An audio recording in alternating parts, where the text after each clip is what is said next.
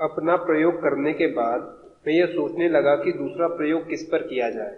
आप मरे बिना स्वर्ग नहीं मिलता। यह ठीक न था कि घर के रोगी को छोड़कर मैं बाहर के रोगी की खोज करता। ईश्वर कृपा से मुझे ऐसा अवसर मिल ही गया और दूसरा प्रयोग के लिए अपनी पुत्र वधू को पसंद किया। वो पिछले 12 वर्षों से दमे से पीड़ित थी। चौमासा आता और बादल मंडराने लगते तो उसकी दुर्दशा हो जाती। बरसात और सर्दी में उसकी पीड़ा हमसे देखी न जाती। घर के सभी व्यक्ति पारी पारी से उसकी तीमदारी करते। जब सांस फूलती और छाती बोलने लगती तो पीड़ा की हद आ जाती। अनेक दवाएं की, सोमल के 20 इंजेक्शन लगवाए, अन्य इंजेक्शन भी लगाए गए, विविध गोलियां खिलाई गई और न मालूम दवा की कितनी शीशियां खाली की गई। 1.5 वर्ष तक होम्योपैथी इलाज भी किया, आयुर्वेद भी आजमाया, परंतु उसकी व्याधि नष्ट न हुई। नमी वाली हवा के कारण कड़ी गर्मी में भी दमे के चिन्ह दिखाई दिए। 7 जून के रोज वह अहमदाबाद आ गई। उस वक्त अहमदाबाद में 111-112 फ़ारेनहाइट की गर्मी थी। वैसी गर्मी के दिनों में उसे दमे का एहसास हुआ। तारीख 9 जून की दोपहर में उसे खूब बेचैनी रही। मुझे सूझ आया कि चिरंजीव शशिकांत को बुलाकर उससे उसकी छाती पर मूत्र मालिश करवाई। आधे घंटे की मालिश से बेचैनी दूर हो गई। मैंने तुरंत निश्चय किया कि 10 जून से वह प्रयोग शुरू कर दे। घर में मेरा प्रयोग चल रहा था और वह मेरी परिचर्या में बारंबार उपस्थित रहती थी, इसलिए उसके दिल से मूत्र की गणना जाती रही थी। 10 जून से उसका प्रयोग शुरू हुआ। यहाँ एक बात की स्पष्टता कर देना चाहता हूँ, मूत्र मालिश में किराए का टट्टू ज्यादा कारगर साबित नहीं होता। उसमें प्राय जड़ता होती है। चाहे वह खुद गंदगी में रहता हो तो भी वह पेशाब से मालिश करने के लिए तैयार नहीं होता। अगर वह किसी तरह से तैयार हो भी जाए तो उसमें स्वजन की भांति प्रेम और उत्साह नहीं रहते। बात यह है कि जैसे मालिश करने वाले की शक्ति का संचार मालिश करने वाले के शरीर में होता है, वैसे उसके प्रेम एवं उत्साह का संचार रोगी के दिल में होता है, जिससे परिणाम अद्भुत आता है। एक व्यक्ति ने मुझे पूछा कि उसकी पत्नी यह प्रयोग करना चाहती है, परंतु उसकी मालिश करने वाली कोई स्त्री नहीं मिलती।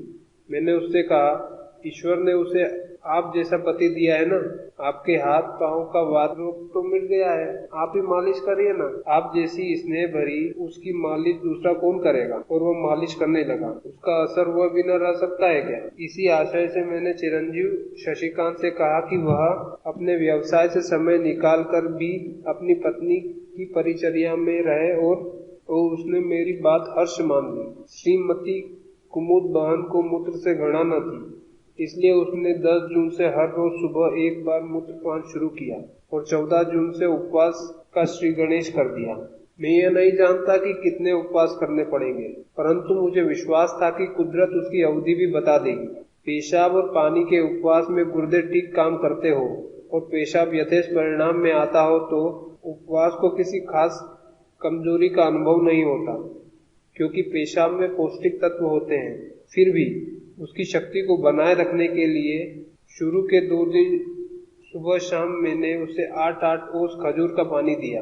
परंतु इस बात को खास तौर से याद रखें कि मधुमेह रोगी को इस प्रयोग के दौरान खजूर का पानी न दिया जाए। तारीख 16 और 17 को 2 दिन रोजाना उससे 7-8-10 हुए और पेट और पेड़ू एवं आंतों में रहा हुआ कफ मिश्रित मल निकल गया। तारीख 17 को दस्त अपने आप बंद हो गए। तारीख 18 की सुबह उसे उल्टियां होने लगी। उसमें कफ और चिकना पदार्थ निकला, थूकदानियां भरी जाने लगी। जो जो उल्टियां हुई त्यों त्यों चैन पड़ने लगा।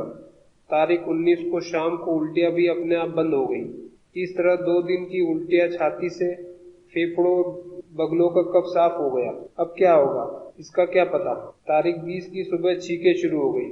मैंने उससे पूछा, छींकें क्यों आती है, क्या जुकाम हुआ है?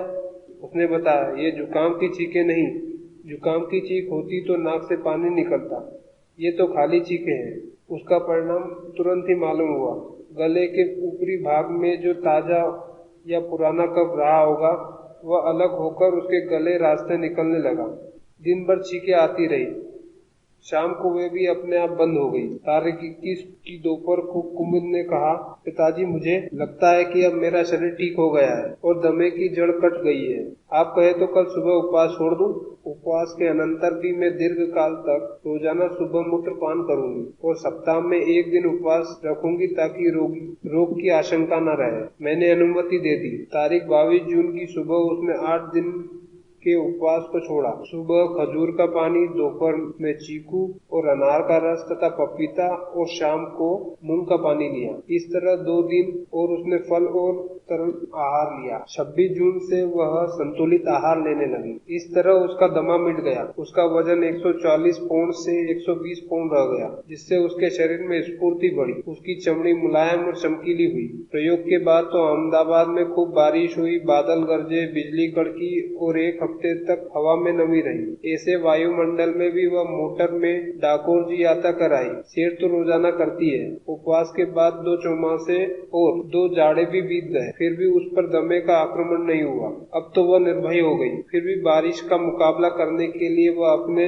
अस्त्र से सुसज्जित रही। कुदरत में बेहद शक्ति है। दुनिया की फार्मेसियों की दवा उसके आगे पानी भरती है। विश्व भर के डॉक्टर उसके भेद को समझ नहीं सकते। पिछले 10-12 वर्षों में सैकड़ों रुपए खर्चे हुए और हजारों रुपए खर्चे हो जाते, फिर भी कोई उसकी तकलीफ को कम न कर सकता। पेशाब ने उसे 10 दिन में दूर कर दिया। यह है कुदरत का प्रताप। उसके सहयोग से संसार सुखी एवं गुलजार बनता है। उसका विरोध करने से विश्व दुखी एवं शमशान बनता है। आज की डॉक्टरी चिकित्सा संसार को प्रतिदिन मरुस्थल बना रही है। ईश्वर उससे हमें बचाए। यूरिन थेरेपी अर्थात शिवाम्बु चिकित्सा में आपका एक्सपीरियंस जरूर मुझे कमेंट में और ईमेल आईडी में शेयर करें, जिससे लोगों का हौसला बढ़े, लोग इसका प्रयोग करें और फ्री में ठीक हो, क्योंकि ये निःशुल्क है।